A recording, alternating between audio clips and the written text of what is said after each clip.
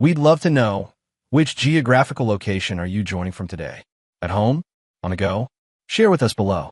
Now, let's dive into today's story. Chapter 1. Cracks in the Foundation. Leroy Fulton stood at the kitchen counter, nursing his third cup of coffee. The morning sunlight streamed through the windows of the suburban home he'd worked 14 years to afford. Through the glass, he could see the perfectly manicured lawn, the tire swing he'd hung for Cody, and the garden beds where Melissa helped her mother plant tulips every spring. The house was quiet now. Vanessa had taken the kids to school, leaving behind only the scent of her expensive perfume and the remains of a tense breakfast. Their marriage of 12 years had been cooling for months, but lately, it felt like living with a stranger.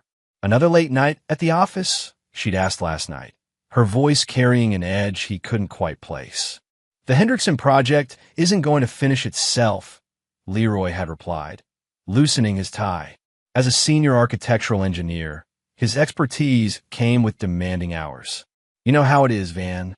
She'd only nodded, her attention fixed on her phone. "The kids missed you at dinner." Again. It wasn't an accusation, not exactly, but it stung all the same. Leroy had been working overtime for months to ensure the promotion that would secure their financial future. The irony wasn't lost on him that his efforts to provide for his family kept him away from them. Now, standing in his empty kitchen, Leroy scrolled through the photos on his phone. Cody's last baseball game, Melissa's dance recital, family vacations to the lake house. When had the distance between him and Vanessa become so vast? When had her smile toward him started looking forced? His phone buzzed with a text from his colleague, Dwayne. "Meeting pushed to 11. Boss wants to discuss your promotion." Leroy smiled. At least something was going right. The promotion would mean better hours, more flexibility, and finally, the chance to be present for his family. As he drove to work, Leroy reflected on the changes he'd noticed in Vanessa.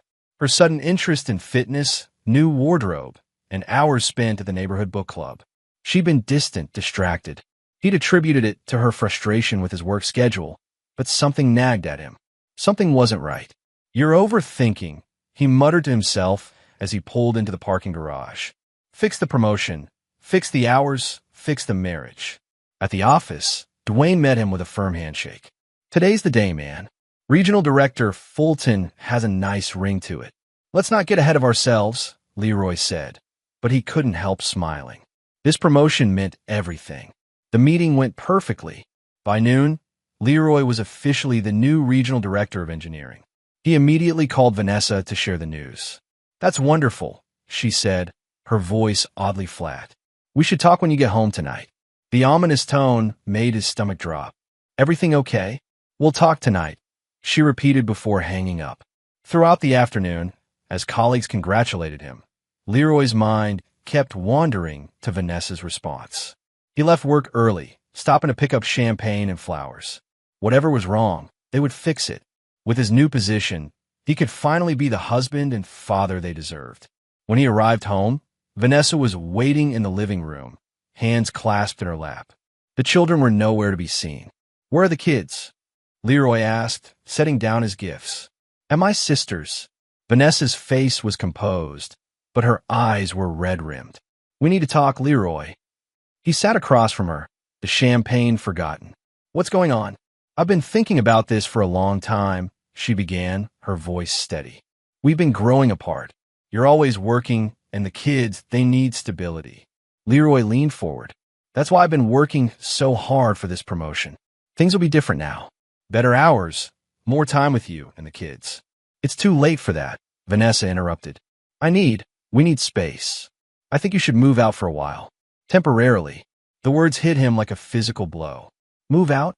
"Van, whatever problems we're having, we can work through them together. I just got promoted." "The kids need stability," Vanessa said, her voice rising. "They need routine and consistency. You're coming and going at all hours. The tension between us, it's affecting them. I'm asking you to move out temporarily, just until we figure things out." Leroy stared at his wife, searching for the woman he'd married 12 years ago. He thought about Cody and Melissa, how his absence had affected them. Maybe she was right. Maybe some space would help them all.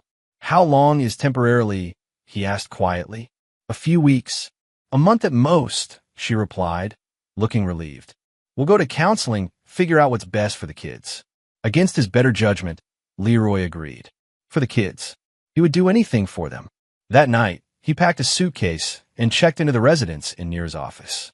As he sat on the edge of the hotel bed, staring at the generic landscape painting on the wall, Leroy couldn't shake the feeling that something else was going on.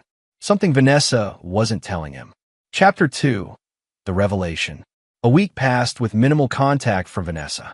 Leroy called the kids daily, visited twice for awkward dinners where Vanessa remained distant, and threw himself into his new position at work.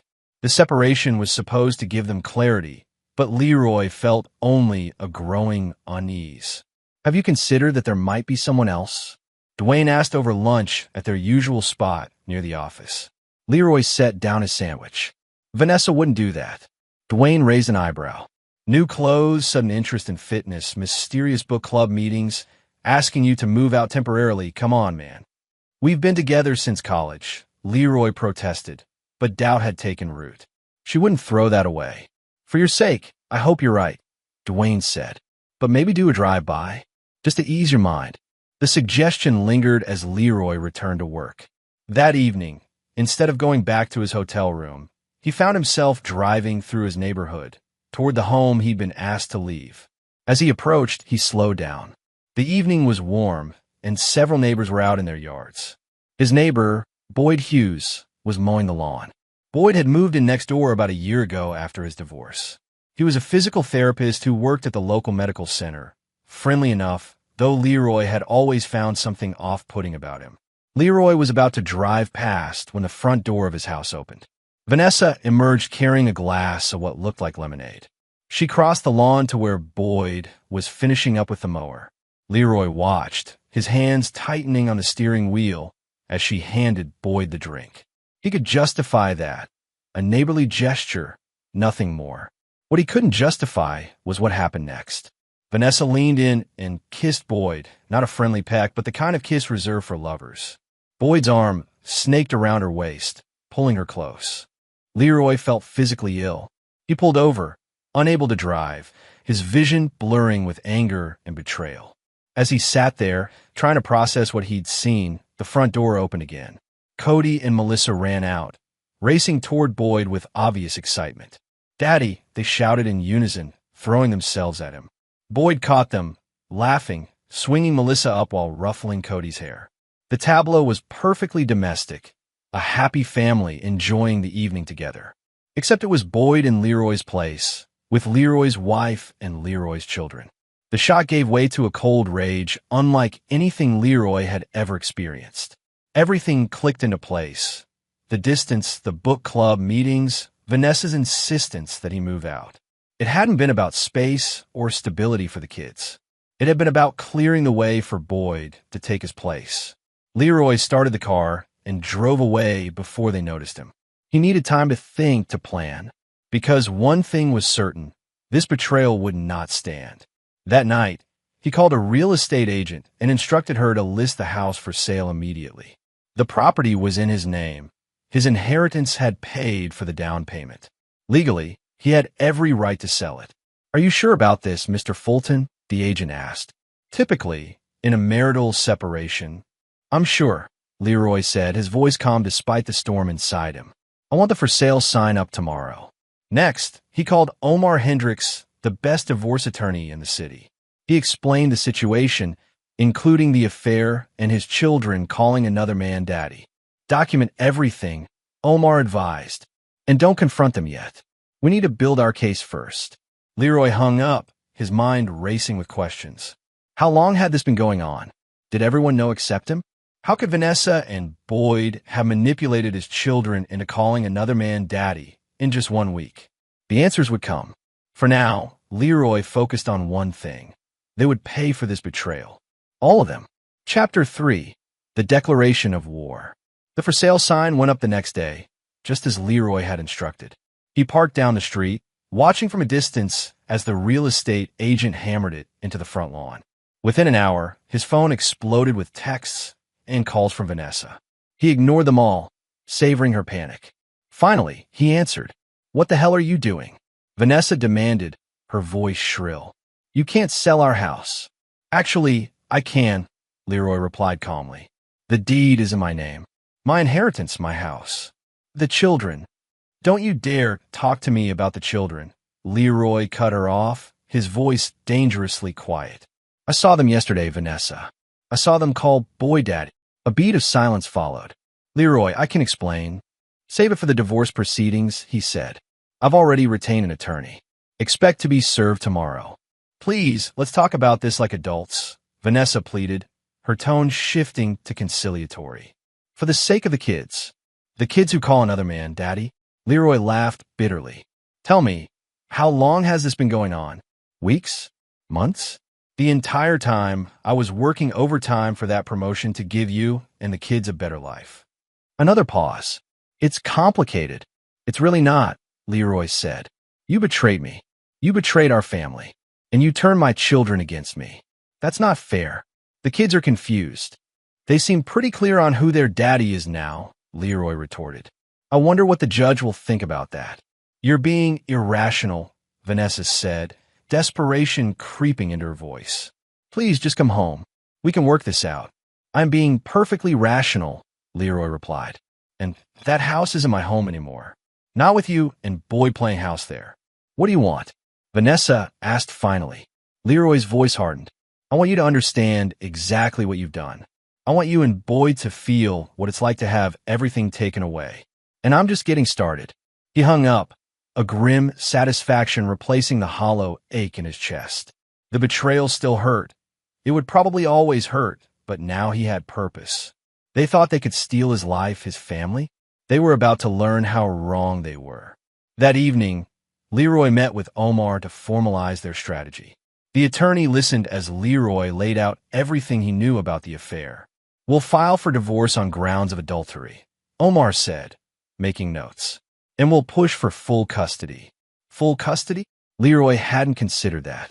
They call him daddy now, which actually works in our favor, Omar explained. It shows parental alienation. They've encouraged the children to replace you. That's considered emotional abuse in family court. The thought of taking the children from Vanessa gave Leroy pause. Despite everything, they were still his kids. But then he remembered their excited voices calling out to Boyd, and his resolve hardened. Do it, he said. I want everything. The house, the kids, child support from her. Omar nodded. We'll need evidence of the affair. Text messages, emails, witness statements, anything you can get. Leave that to me, Leroy said. Over the next few days, Leroy orchestrated his first moves. He froze the joint bank accounts, transferred his direct deposit to a new account, and hired a private investigator to document the affair. He also reached out to parents of his children's friends and teachers at their school, establishing that he had always been an involved father despite his work schedule. When Vanessa was served with divorce papers, she showed up at his hotel, tears streaming down her face. You don't have to do this, she begged. We can still fix things.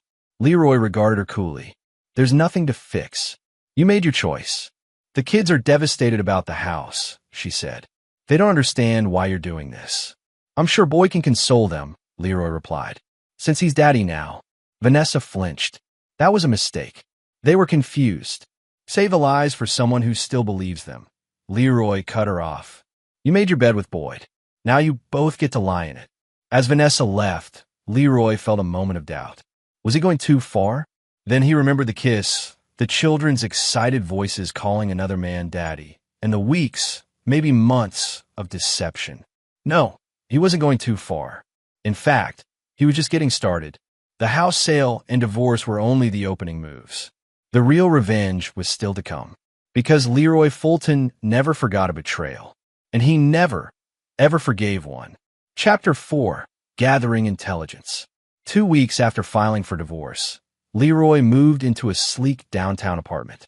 The space was modern and impersonal, the opposite of the warm family home he'd lost, but it suited his current state of mind. He'd arranged his home office to function as a war room, with a whiteboard mapping out his revenge strategy. You sure you want to go this route? Dwayne asked, eyeing the detailed plans on the board. Divorce is one thing, but this is scorched earth. They scorched the earth first, Leroy replied, uncapping a marker to add another note. I'm just making sure they reap what they've sown. The private investigator, Marla Winters, had delivered her first report, and it was even worse than Leroy had imagined. Boyd and Vanessa's affair had been going on for 8 months, nearly the entire time Boyd had lived next door. They'd met at the gym, where Boyd worked part-time as a personal trainer, and their workout sessions had quickly moved to his house when Leroy was at work. Even more disturbing, text messages recovered from the family cloud account showed that Vanessa had been deliberately alienating the children from Leroy, telling them that Daddy is too busy for us and that Boyd cares about us more. She'd been laying the groundwork for replacing him long before asking him to move out. Your wife's been planning this exit for months, Marla had explained. The temporary separation was just to test the waters, see how the kids adjusted to Boyd before making it permanent. The revelation had crystallized Leroy's resolve. This wasn't just an affair born of opportunity or neglect. This was calculated, premeditated betrayal. Now, Leroy studied the information he'd gathered. Boyd Hughes had his own skeletons, a messy divorce, gambling debts at a local casino, and a history of dating married women. His physical therapy practice was struggling financially, which explained his interest in Vanessa, whose family had money. Vanessa's vulnerabilities were equally clear. Her social standing in the community mattered enormously to her, as did her image as a perfect mother. She'd been secretly funneling money from their joint account to Boyd for months, ostensibly for training sessions, but actually helping him cover his gambling losses. The custody hearing is next week, Dwayne reminded him. You ready for that? Leroy nodded grimly. More than ready. That evening, Leroy met with Omar to review their custody strategy. The attorney seemed impressed by the evidence Leroy had gathered. Parental alienation, financial infidelity, exposing the children to her affair partner. The judge won't look kindly on any of this, Omar said. But be prepared. She'll come at you hard about your work hours. I've addressed that, Leroy said. My new position allows flexible hours and remote work. I've already arranged a modified schedule to accommodate school pickups and activities. Omar nodded approvingly. Good. And what about this? He tapped a folder labeled Phase 2. That's personal, Leroy said. Nothing illegal, but not relevant to the custody case. Omar gave him a knowing look. Just be careful. Revenge may feel good in the moment, but it can backfire. Leroy's expression hardened. This isn't about feeling good. It's about justice. Later that night, Leroy received a text from an unknown number. It was Boyd. We need to talk. Man to man. Leroy considered ignoring it, but then saw an opportunity. Your place. Tomorrow. 8 p.m. The response came immediately. Thank you. Leroy smiled grimly. Boyd had no idea what was coming. The next evening, Leroy arrived at Boyd's house precisely at 8. The neighbor's house was smaller than his own, a bachelor pad with minimal furnishings and a prominent large-screen TV. Boyd opened the door, looking uncomfortable. Thanks for coming. Can I get you a drink? Let's skip the pleasantries, Leroy said, remaining standing. What do you want? Boyd sighed, running a hand through his perfectly styled hair. Look, I know you're upset. Upset, Leroy repeated with a hollow laugh. Is that what you think this is? I know it's more than that. Boyd backpedaled. But this situation has gotten out of control. The kids are suffering. Don't you dare talk about my children. Leroy cut him off, his voice deadly quiet. You don't have the right. Boyd held up his hands. I care about them too. That's why I wanted to talk. This war you're waging, selling the house, freezing accounts, the custody battle, it's hurting everyone. Again, why should I care? You and Vanessa didn't care about hurting me when you started sleeping together. You didn't care about hurting the kids when you encouraged them to call you daddy. Boyd had the grace to look ashamed. That was wrong. I admit that. But it only happened a couple of times, and Vanessa corrected them. After 8 months of sneaking around, Leroy challenged. After deliberately turning them against me, after asking me to move out so you could move in, save your lies for someone stupid enough to believe them. Boyd's expression changed, growing harder. What do you want, Leroy? Money? I'll pay you back for the training sessions. Leroy laughed. You think this is about money? This is about the fact that you and Vanessa tried to steal my life. My home. My children. Nobody stole anything, Boyd protested. Marriages end. People move on. They do, Leroy agreed, his voice softening dangerously. And actions have consequences. Something in Leroy's tone made Boyd pale. Are you threatening me? Not at all, Leroy replied with a cold smile. I'm just letting you know that I'm fully aware of everything. The gambling debts, the pattern of targeting married women, the money Vanessa's been funneling to you. All of it. Boyd's face went from pale to ashen. How did you? Doesn't matter, Leroy cut him off. What matters is that you and Vanessa made a critical mistake. You thought I was weak, that I'd roll over and accept your betrayal. He stepped closer. I'm going to take back everything that's mine, and then I'm going to make sure you both lose everything else. This is insane, Boyd stammered. You need help, man. Therapy or something. What I need, Leroy said evenly, is for you to understand exactly who you're dealing with. This isn't a negotiation. It's a courtesy call to let you know that your comfortable little plan is about to implode. He turned to leave, then paused at the door. Oh, and Boyd, the next time you try to play daddy with my kids, remember this conversation. As Leroy walked back to his car, he felt a cold satisfaction. The fear in Boyd's eyes had been real. Good. Let him worry. Let him wonder what was coming next. Because phase 2 of Leroy's plan was about to begin. Chapter 5. Laying the groundwork. The custody hearing arrived on a rainy Tuesday morning. Leroy sat beside Omar in the sterile courtroom, watching as Vanessa entered with her attorney, Patricia Conway, a shark-like woman known for aggressive tactics in divorce cases. Vanessa looked exhausted, her designer outfit unable to hide the toll the past weeks had taken. Boyd was notably absent, a tactical decision, Leroy assumed, to distance himself from the proceedings. Judge Harriet Sandoval, a no-nonsense veteran of family court, reviewed the preliminary documents with a frown. Before we begin, I want to be clear that my only concern is the well-being of the minor children. I don't care about your personal grievances with each other. The hearing proceeded. Vanessa's attorney presented her as a devoted stay-at-home mother whose entire life revolved around the children. She painted Leroy as a workaholic who had emotionally abandoned his family. Mrs. Fulton has been the primary caregiver since the children were born, Conway argued. Mr. Fulton regularly worked 60-hour weeks, missing school events and family dinners. The children have stability with their mother. When it was Omar's turn, he approached the matter differently. Your Honor, we agree that Mrs. Fulton has been physically present. What we contest is the quality of her care and the deliberate campaign to alienate the children from their father.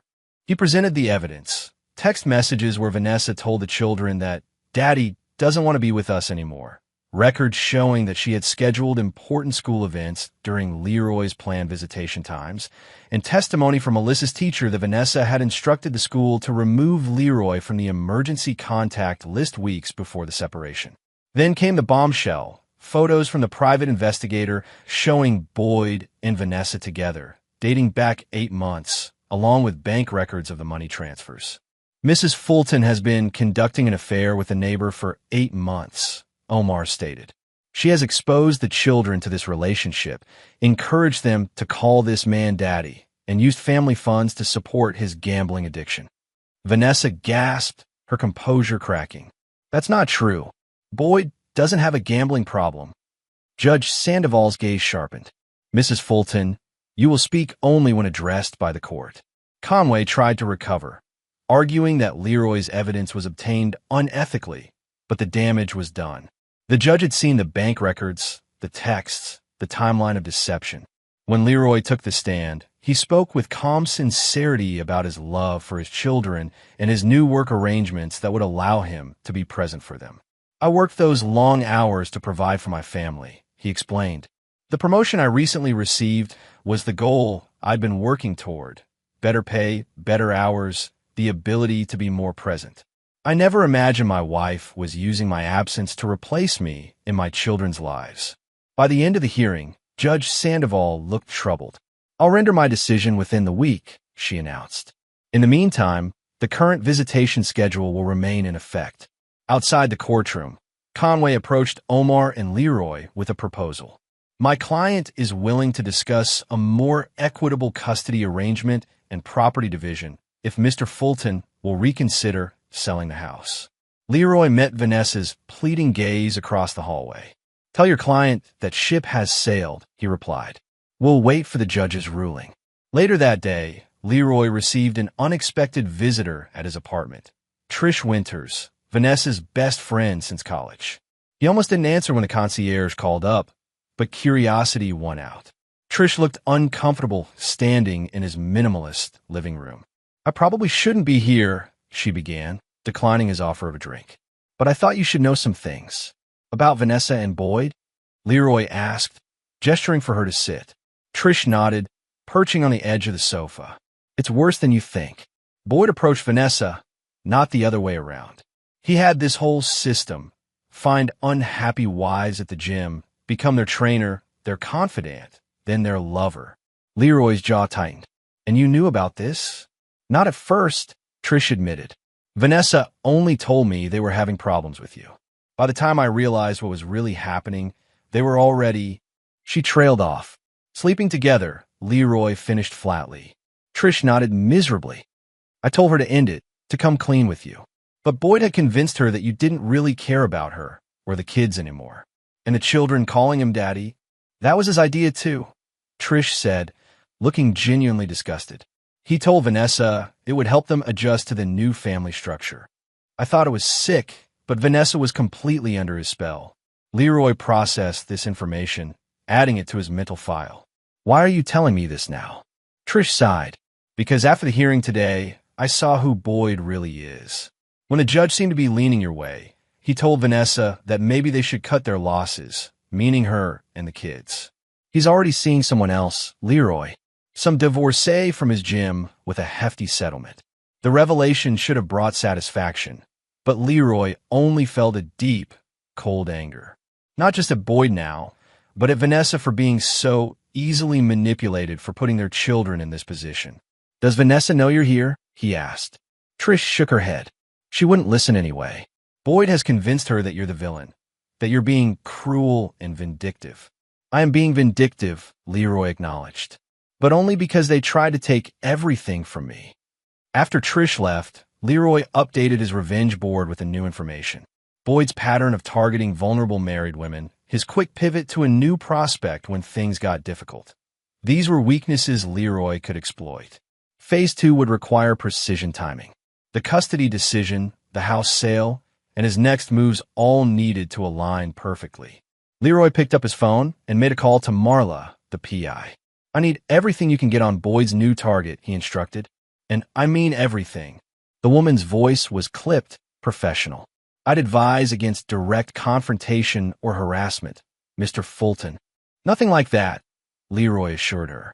Just information. Knowledge is power, after all. 3 days later, Judge Sandoval issued her custody ruling. Joint legal custody with Leroy as the primary physical custodian. Vanessa would have the children on weekends and Wednesday evenings. The ruling cited concerns about Vanessa's judgment in involving the children in her relationship with Boyd and the documented attempts at parental alienation. Vanessa called immediately, sobbing. How could you do this? Take my children from me. I didn't, Leroy replied calmly. Your actions did. You chose Boyd over your family. I made a mistake, she cried. I know that now. Boyd isn't who I thought he was. Let me guess, he's already moved on to his next target? Leroy couldn't keep the bitter satisfaction from his voice. Vanessa's silence was answer enough. The house closes next week, Leroy continued. You have until Friday to remove your belongings. Where are we supposed to go? Vanessa asked, desperation evident in her voice. That's not my problem anymore, Leroy said. Maybe Boyd will take you in. Oh wait, he's busy with his new girlfriend. As he hung up, Leroy felt no joy in Vanessa's distress. Only the grim determination to complete what he'd started. Boyd had moved on to his next victim, leaving Vanessa to face the consequences alone. But Leroy wasn't finished with either of them. The next phase would ensure that Boyd could never do to another family what he'd done to Leroy's. And Vanessa would understand exactly what her betrayal had cost. The foundations were laid.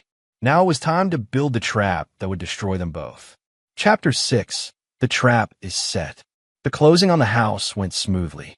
Leroy used his portion of the proceeds to purchase a comfortable 3-bedroom home in a good school district, ensuring the children would have stability. The rest he set aside in a trust for Cody and Melissa's education, accessible only when they turned 18. Vanessa had moved in with her sister temporarily, her relationship with Boyd effectively over.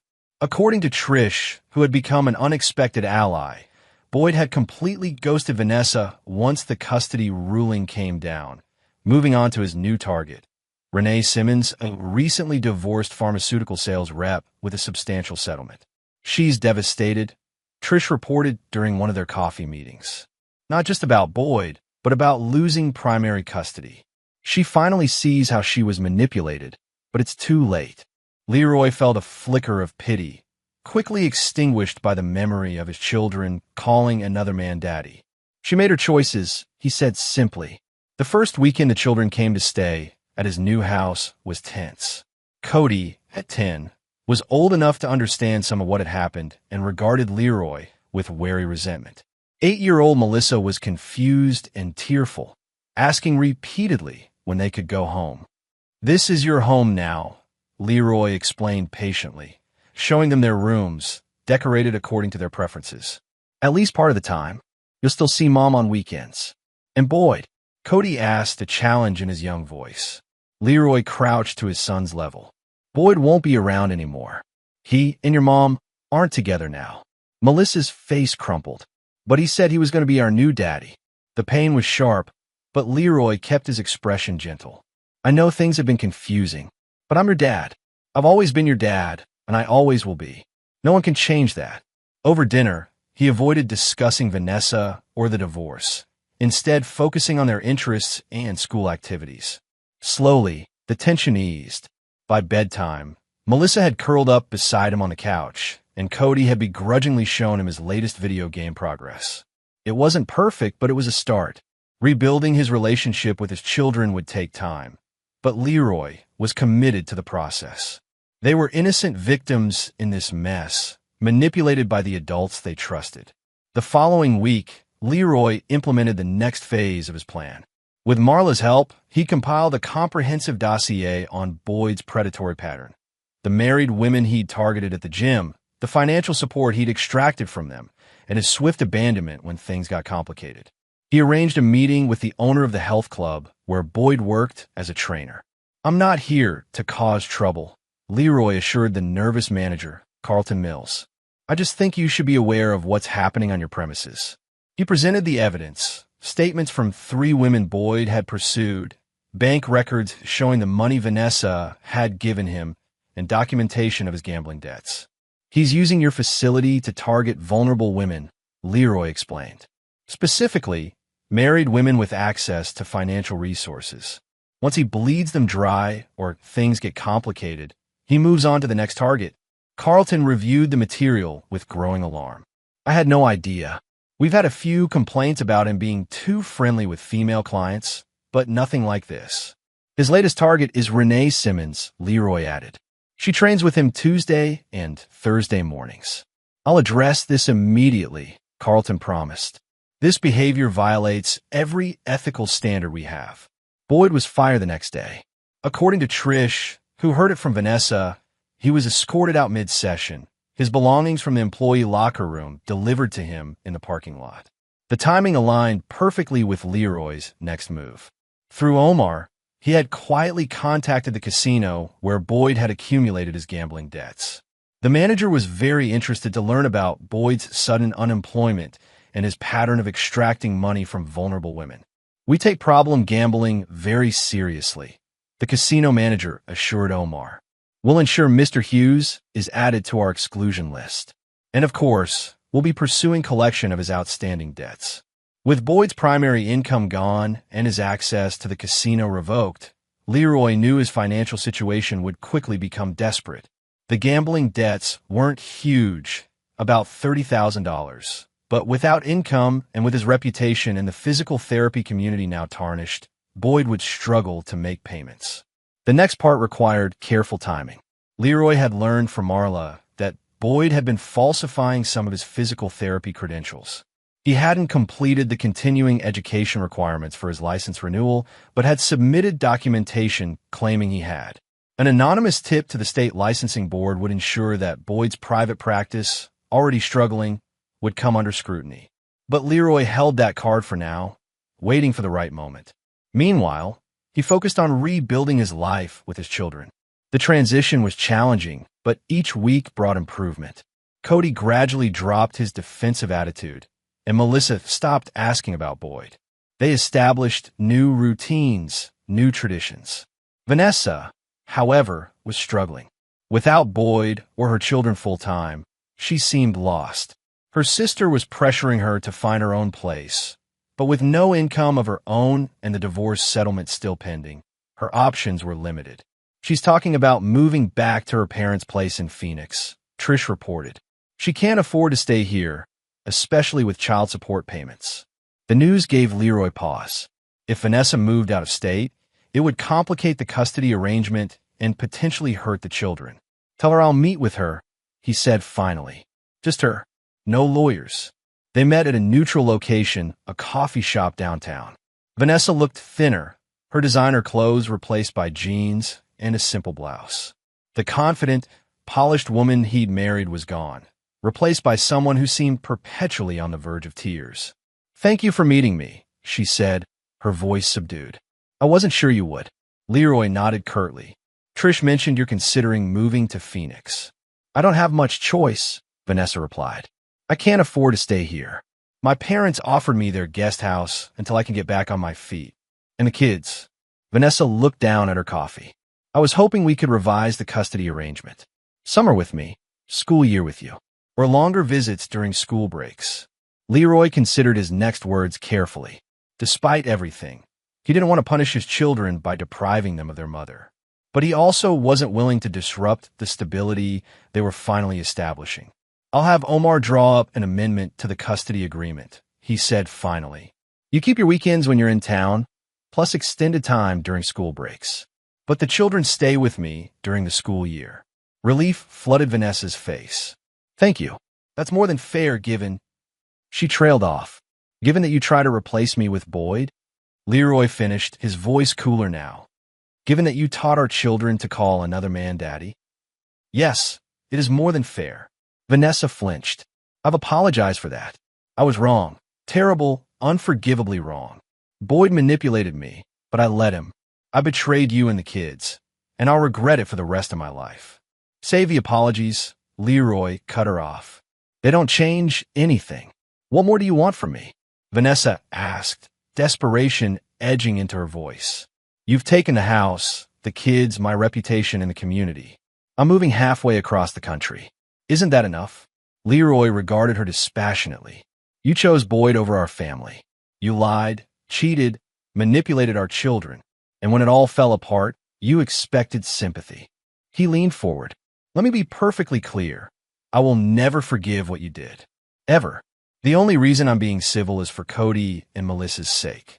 Tears spilled down Vanessa's cheeks. "I know. I don't deserve forgiveness. But please don't punish the kids because of my mistakes." "I'm not punishing anyone," Leroy replied. "I'm protecting what's mine." He stood, leaving his coffee untouched. "Omar will contact your attorney about the amended custody agreement." As he walked away, Leroy felt a familiar cold satisfaction. Vanessa was broken, her perfect life in shambles. Boyd was unemployed, blacklisted, and facing financial ruin. Everything was proceeding according to plan, but there was still one final phase to execute. The piece of the puzzle that would ensure neither of them could ever recover from their betrayal. It was time to spring the trap. Chapter 7. The First Domino Falls. 3 months after Vanessa moved to Phoenix, Leroy received an unexpected call from Renee Simmons, Boyd's latest target. He had been monitoring the situation through Marla, but hadn't anticipated direct contact. "Mr. Fulton? You don't know me, but I think we have a mutual problem," Renee began, her voice tense. "Boyd Hughes." Leroy's interest was immediately piqued. "What can I do for you, Miss Simmons?" "I understand you were married to Vanessa Fulton, and that Boyd was involved with her." "That's correct," Leroy confirmed, careful to keep his tone neutral. "Though we're divorced now." I've recently discovered some disturbing information about Boyd, Renee continued. Let's just say I'm not the only woman he's been seeing. And there are financial irregularities I can't ignore. I'm familiar with his methods, Leroy said. I've ended things with him, but now he's becoming threatening, Renee explained. Calling at all hours, showing up at my workplace. He seems desperate. This was an unexpected development, Boyd turning aggressive when his usual tactics failed. Leroy considered the implications. Have you contacted the police? I filed a report, but they said they can't do much without evidence of an actual threat. Renee sounded frustrated. Your ex-wife's friend, Trish, suggested I call you. She said you might have information that could help. Leroy smiled slightly. Trish had become an unexpected ally in all this. I may, yes. Would you be willing to meet? They arranged to meet at a downtown restaurant the following evening. Renee was an attractive woman in her early 40s, poised and professional in her pharmaceutical sales role. She brought a folder of her own documentation. He convinced me to invest in his private physical therapy practice, she explained, showing Leroy the paperwork. $50,000, supposedly secured against the business assets. Then I discovered he's not even licensed properly. Leroy nodded. His continuing education credits were falsified. The state board is already investigating. Renee looked surprised. How do you know that? I've been tracking Boyd's activities for some time, Leroy admitted. After what he did to my family, I wanted to ensure he couldn't do it to anyone else. Understanding dawned in Renee's eyes. The anonymous complaint to the licensing board, the casino ban, the gym firing. That was all you. Leroy neither confirmed nor denied, simply giving her a measured look. Boyd has a pattern of targeting vulnerable women, extracting money, then moving on. He nearly destroyed my family. I'm merely ensuring there are consequences. I'm not usually vindictive, Renee said slowly. But he's taken money I can't afford to lose. Money from my divorce settlement meant for my daughter's college fund. And now these threats. She pushed her phone across the table, showing a series of increasingly desperate and angry texts for Boyd. Leroy reviewed them carefully. The progression was clear. Initial pleas, then manipulation, finally thinly veiled threats about making her regret cutting him off. This is actionable, Leroy noted, especially combined with showing up at your workplace. You need a restraining order. The police said there weren't specific enough threats, Renee repeated. The police don't always get it right, Leroy replied. I know someone who can help. A specialist in protective orders for women dealing with harassment. He took out his phone and called Omar, explaining the situation briefly. After the call, he turned back to Renee. Omar's associate can see you tomorrow morning. She has an excellent success rate with these cases. Thank you, Renee said, genuine gratitude in her voice. But what about my investment? Boyd's already spent most of it, for what I can tell. That's where I may be able to help, Leroy said. I've been building a case against Boyd for some time. With your documentation added to what I already have, we can file a civil suit for fraud. He won't be able to pay immediately, but we can secure a judgment against any future earnings. Renee studied him thoughtfully. This isn't just about helping me, is it? This is part of your plan. Leroy smiled slightly. Let's just say our interests align. You want your money back and protection from Boyd. I want to ensure he faces consequences for his actions. Does my motivation matter if the outcome benefits us both? I suppose not, Renee conceded. What's the next step? Over the next 2 weeks, Leroy's plan accelerated.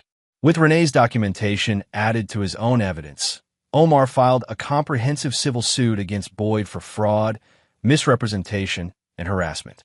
The restraining order was granted, prohibiting Boyd from coming within 500 feet of Renee or contacting her in any way. Boyd's response was predictable: panic. He called Leroy repeatedly, finally catching him on a Sunday afternoon. You're behind this, aren't you? Boyd demanded, his voice slurring slightly.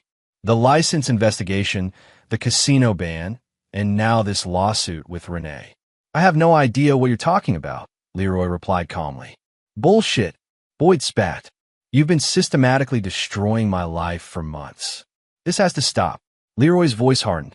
Like you stopped when you pursued my wife, when you convinced my children to call you daddy, when you tried to take over my family. That was different, Boyd protested. Vanessa was unhappy. I didn't force her into anything. You targeted a vulnerable woman, manipulated her against her husband, used her for money, and then discarded her when things got difficult. Leroy corrected him. Just like you did with Renee and who knows how many others. I'm ruined, Leroy. Boyd's voice cracked with genuine desperation. The license board is suspending me pending investigation. The casino is suing me for unpaid debts. I can't get hired anywhere because of the gym firing. And now this fraud case? I'll never recover. That sounds like a personal problem, Leroy replied coldly. Perhaps you should have considered the potential consequences before you decided to destroy my family. What do you want? Boyd asked, defeat evident in his voice. Money? I don't have any. An apology? Fine, I'm sorry. Just call off the dogs. I don't want anything from you, Leroy said. I've already taken back what's mine, my children, my dignity. You're merely experiencing the natural consequences of your actions. After hanging up, Leroy felt the familiar cold satisfaction. Boyd was spiraling exactly as planned. The first domino had fallen. The next target was Vanessa. While Boyd's destruction was professional and financial, Vanessa's would be more personal. Through Trish, Leroy had learned that Vanessa was struggling in Phoenix. Living in her parents' guest house had quickly become intolerable, with her mother's constant criticism and her father's thinly veiled disappointment. She'd found a job as an administrative assistant at a local medical practice, but the pay barely covered her child support payments and basic expenses. More importantly, she was desperate to rebuild her relationship with the children. The distance made it difficult, despite Leroy's adherence to the amended custody agreement, allowing extended visits during school breaks. It was this desperation that Leroy intended to leverage. When the children returned from their spring break visit to Phoenix, Cody was unusually quiet. After Melissa went to bed, Leroy found his son sitting alone in the backyard, staring at the night sky. Everything okay, buddy? Leroy asked, settling into the chair beside him. Cody shrugged. Mom's boyfriend was weird. Leroy's attention sharpened. Boyfriend? Your mom is dating someone. Some guy from her work? Cody explained. He stayed over a couple of nights. He kept trying to be all buddy-buddy with us, but it felt fake. The parallel to Boyd was unmistakable. Leroy kept his tone neutral. Did that make you uncomfortable? Cody nodded. Mom kept saying we needed to give him a chance, that he could be part of our family someday. I told her we already have a dad. He glanced at Leroy. That's what you always tell us, right? That no one can replace you as our dad. Leroy felt a surge of pride in his son's perception. That's right. No one can ever change that. That's what I told Mom, Cody continued. She got really upset, said I was being difficult on purpose. The information was perfect, exactly what Leroy needed. Thank you for telling me, Cody. I'll talk to your mom about this. The next day, Leroy called Omar. I need to modify the custody agreement again. Vanessa has a new boyfriend staying overnight during the children's visits. Cody says she's pressuring them to accept him as part of the family. Omar understood immediately. Given the history with Boyd, this could be considered a pattern of behavior harmful to the children's emotional well-being. I'll file a motion for supervised visitation only. The motion was granted surprisingly quickly. Judge Sandoval remembered the previous case well and viewed this new development as a continuation of Vanessa's poor judgment regarding the children's relationships with male figures. Vanessa was devastated. She called Leroy, sobbing. How could you do this? Mark is just a friend who stayed over because his apartment was being fumigated. That's not what Cody says, Leroy replied calmly. He says he told him Mark could be part of the family someday. Sound familiar, Vanessa? Like Boyd all over again. It's nothing like that. Vanessa protested. I've learned my lesson. I would never repeat that mistake. The judge disagrees, Leroy said. Supervised visitation only until you demonstrate better judgment. Please, Vanessa begged. The children are all I have left. Don't take them from me. For a moment, Leroy almost felt pity. Then he remembered his children calling Boyd daddy, and his resolve hardened. You did this to yourself, Vanessa. Actions have consequences.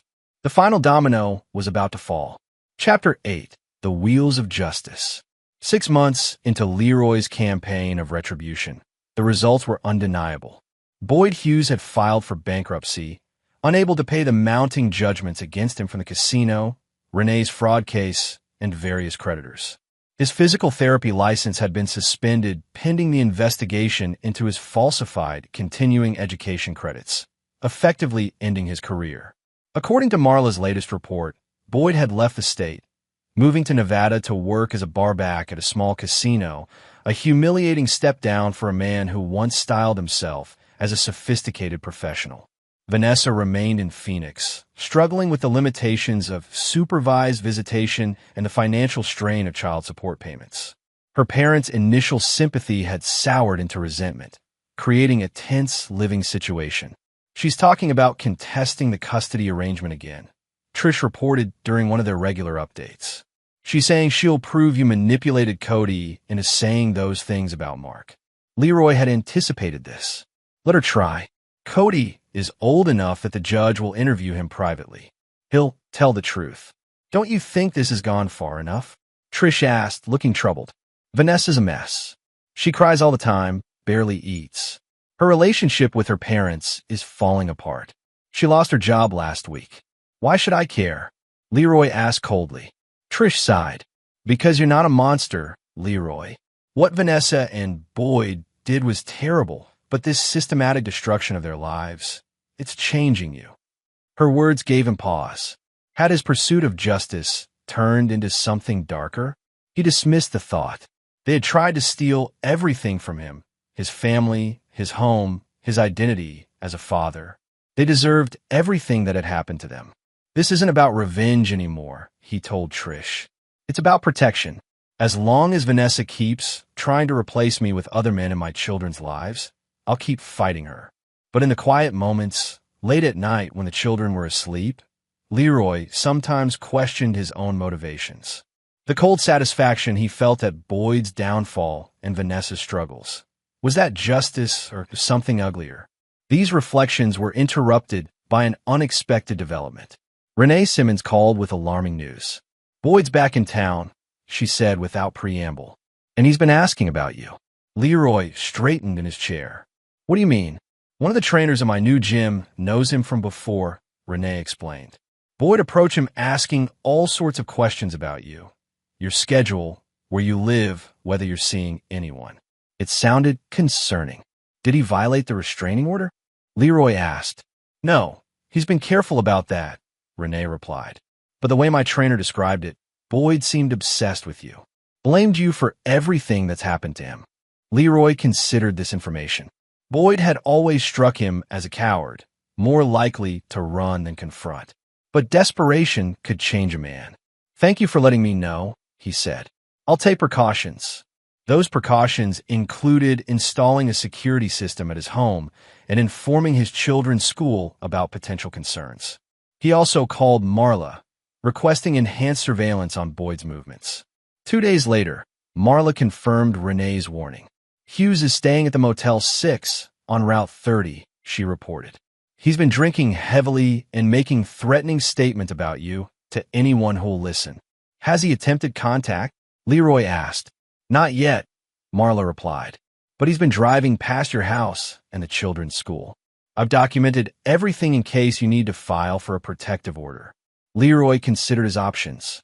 A protective order might provoke Boyd rather than deter him. Better to let the man believe he was undetected for now, while monitoring his movements. The confrontation, when it came, was not what Leroy expected.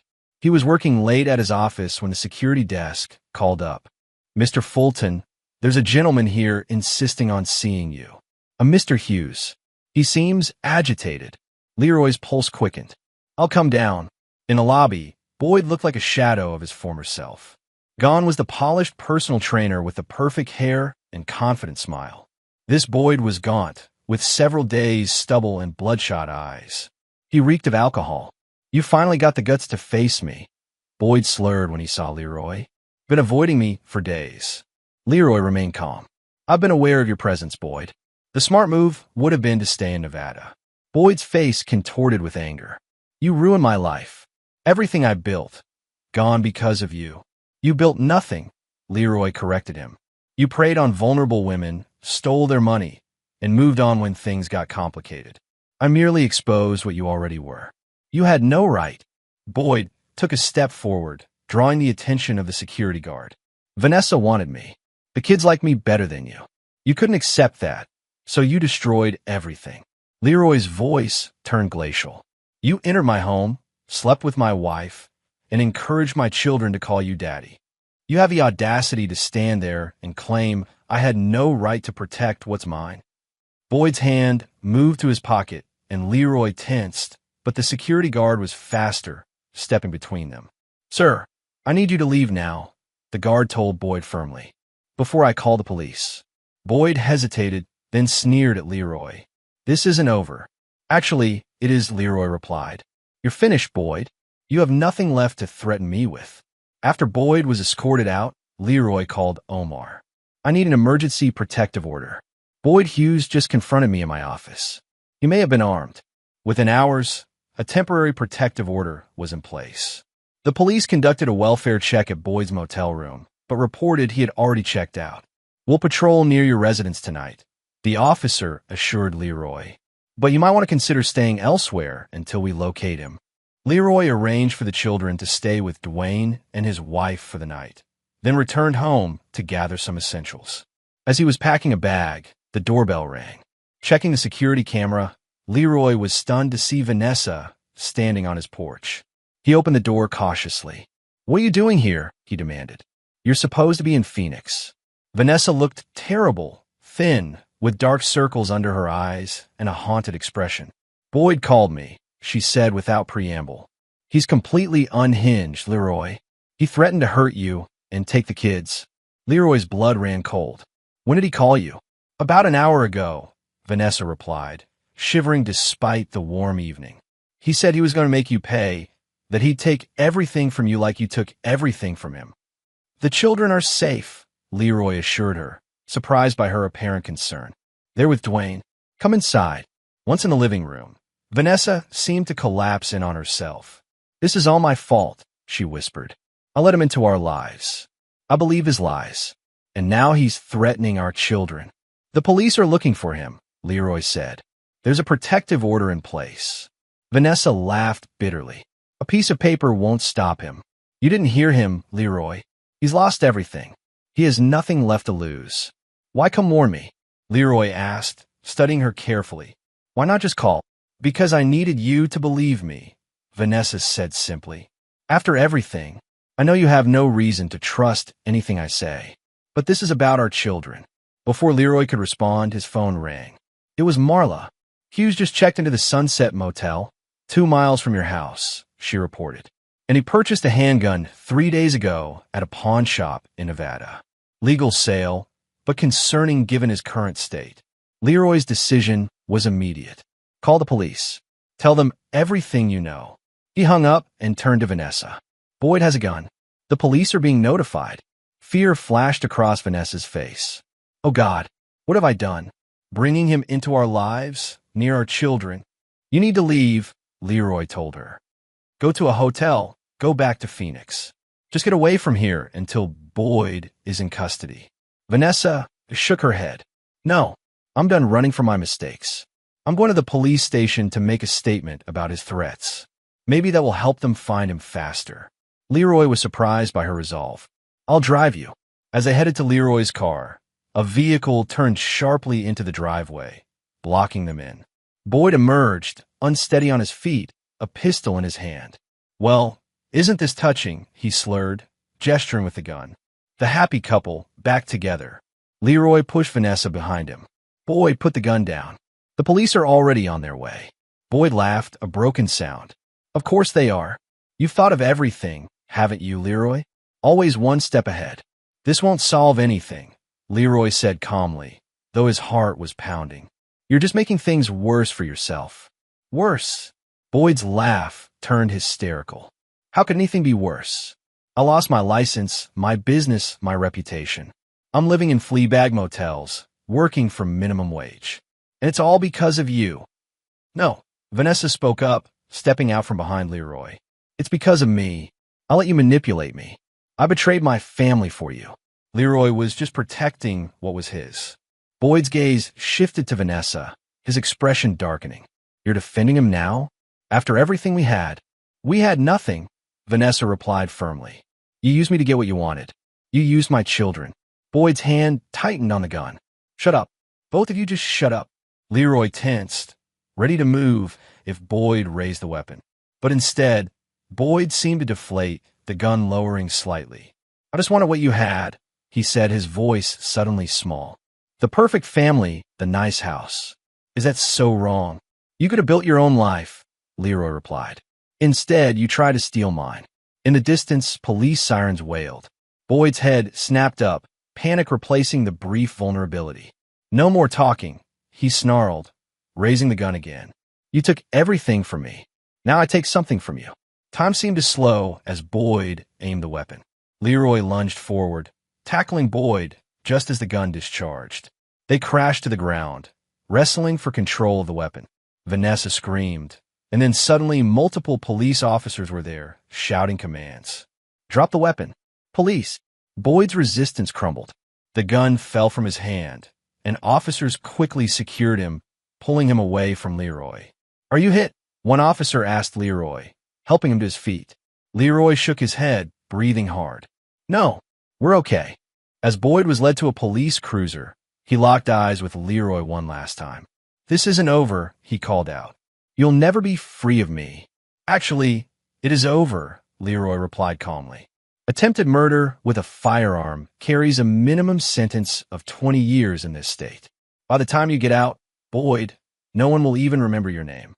Later, at the police station, after providing their statements, Leroy and Vanessa sat in silence in the waiting area.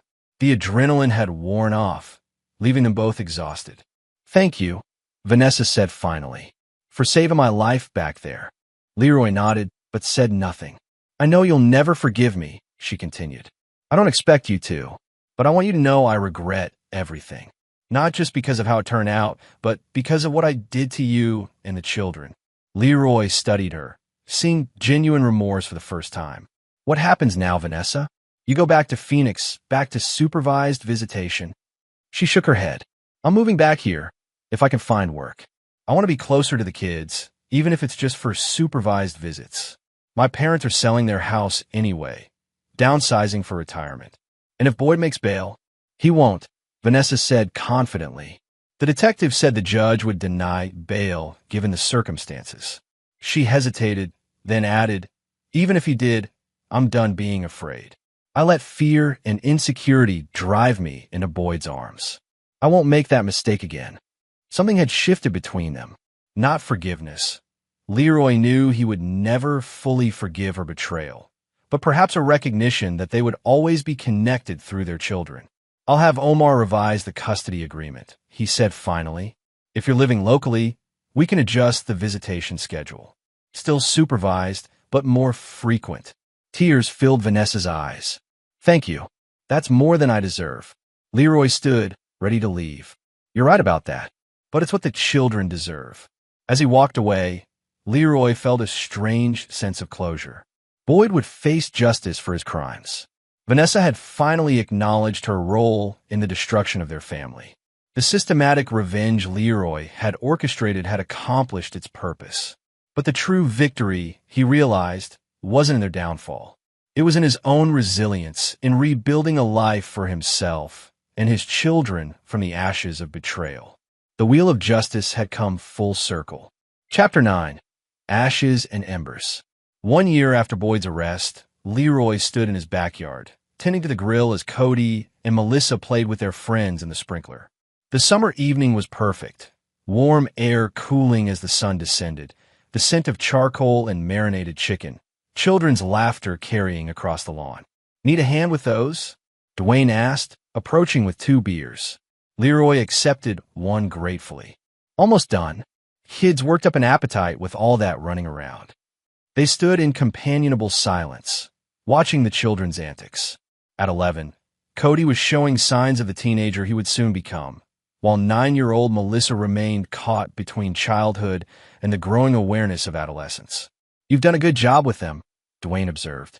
After everything they've been through, Leroy nodded, acknowledging the compliment. The past year had brought significant changes. Boyd had pleaded guilty to attempted murder and weapons charges, receiving a 25-year sentence with no possibility of parole for at least 18 years. The plea deal had spared everyone the trauma of a trial. Vanessa had indeed moved back to the area, finding work as an office manager at a dental practice. True to her word, she had focused on rebuilding her relationship with the children, never missing a supervised visitation and gradually earning back their trust. 3 months ago, the court had modified the visitation order, removing the supervision requirement while maintaining Leroy's primary custody. It had been his decision not to contest the change, a recognition that despite her failings, Vanessa was still their mother. Trish says Vanessa's seeing someone new, Dwayne mentioned casually. Some dentist from her practice. Taking it really slow, apparently. Leroy flipped the chicken, unconcerned. Good for her. You're not worried about history repeating itself? Dwayne asked. Leroy shook his head. Vanessa learned her lesson the hard way. Besides, the custody agreement has safeguards now. No overnight visits with romantic partners while the children are present. No introducing partners to the kids without prior discussion. And you? Any interest in dating again? Dwayne pressed. Renee seems to think highly of you. Leroy smiled slightly. Renee and I are friends. She's still recovering from her own Boyd experience. Not everyone is Vanessa or Boyd, Dwayne pointed out. Some people are actually decent. I know, Leroy acknowledged. But I'm focused on the kids right now. They've had enough change and turmoil. The conversation was interrupted by the arrival of Omar and his wife, bearing side dishes for the barbecue. Soon the backyard was filled with friends, colleagues, and neighbors enjoying the summer evening. Leroy moved among them, the gracious host, but part of him remained detached, observing. He had rebuilt his life piece by piece. A new home, strengthened friendships, career success, and most importantly, a solid foundation with his children. The rage that had driven him to systematically destroy Boyd and Vanessa had burned itself out, leaving behind a cooler, more calculated perspective. Later, after the guests had departed and the children were in bed, Leroy sat alone on the back porch, nursing a final beer. His phone buzzed with a text from an unknown number. Opening it, he felt a jolt of surprise. Thank you for allowing the visitation change. The kids seem happier. I know I don't deserve your consideration, but I appreciate it. V. Leroy stared at the message for a long moment before responding. I didn't do it for you. I did it for them. Her reply came quickly. I know. That's why you're a better parent than I ever was. I'm trying to learn from your example.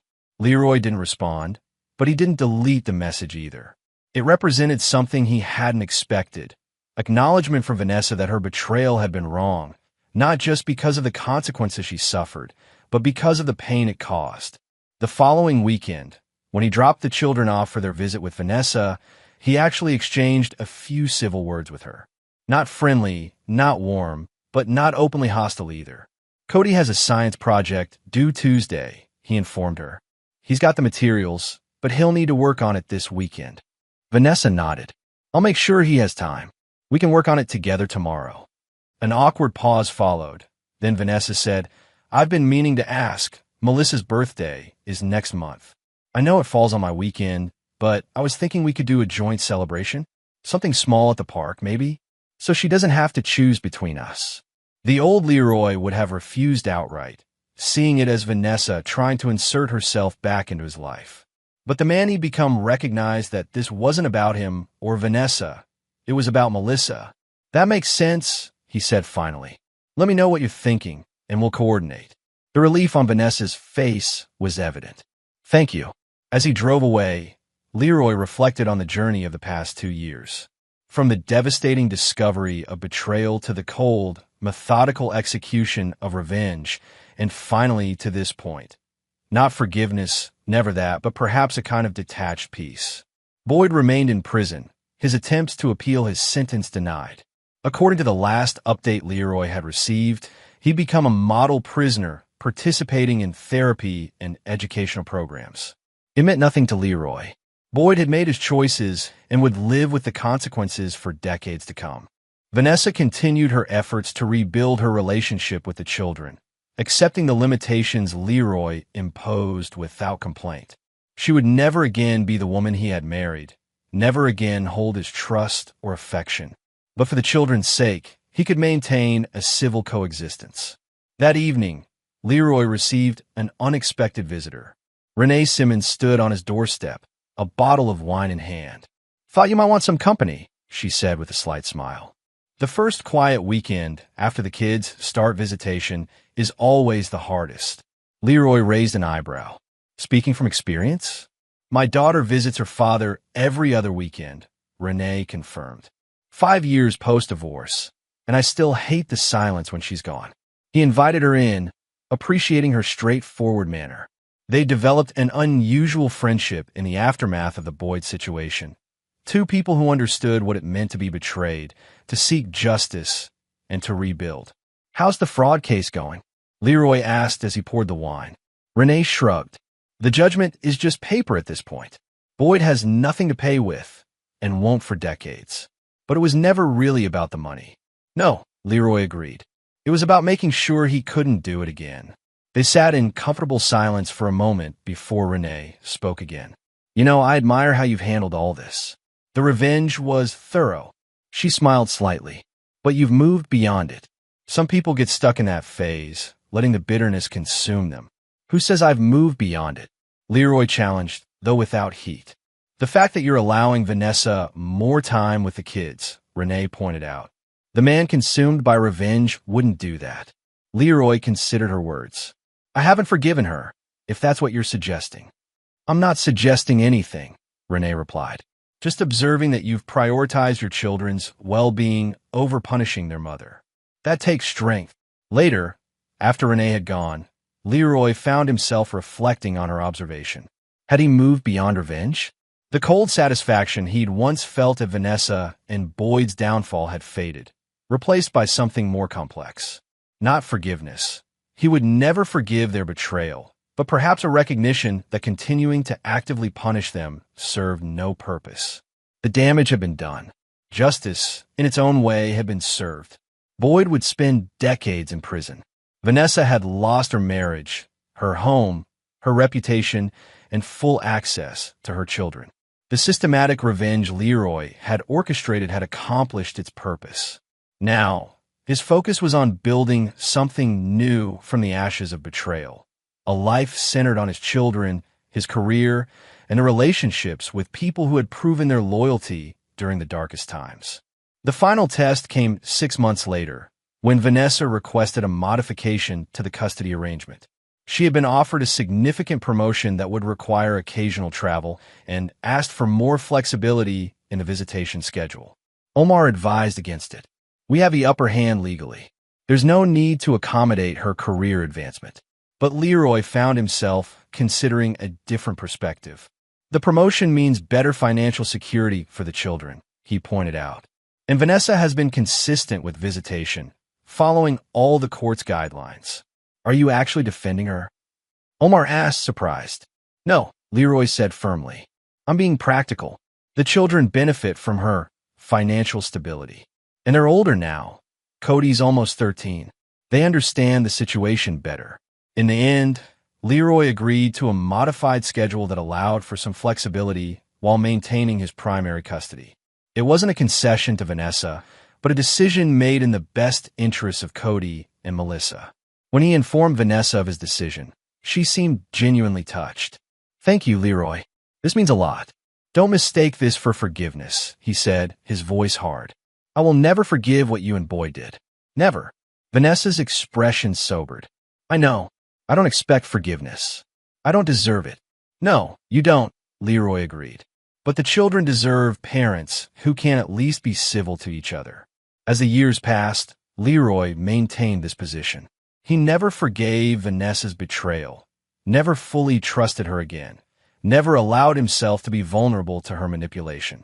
But for the sake of the children, he established a detached, business-like coexistence. Boyd occasionally sent letters from prison, seeking forgiveness or understanding. Leroy returned them unopened. Some betrayals were beyond redemption, beyond forgiveness. Boyd had tried to steal everything from him: his family, his home, his identity as a father. Such actions could never be forgiven. 5 years after the divorce, at Cody's middle school graduation, Leroy found himself standing next to Vanessa as they watched their son receive an academic achievement award. He's so much like you, Vanessa observed quietly. That same determination. Leroy nodded, acknowledging the truth of her words. He's going to do well in high school. A brief, awkward silence followed.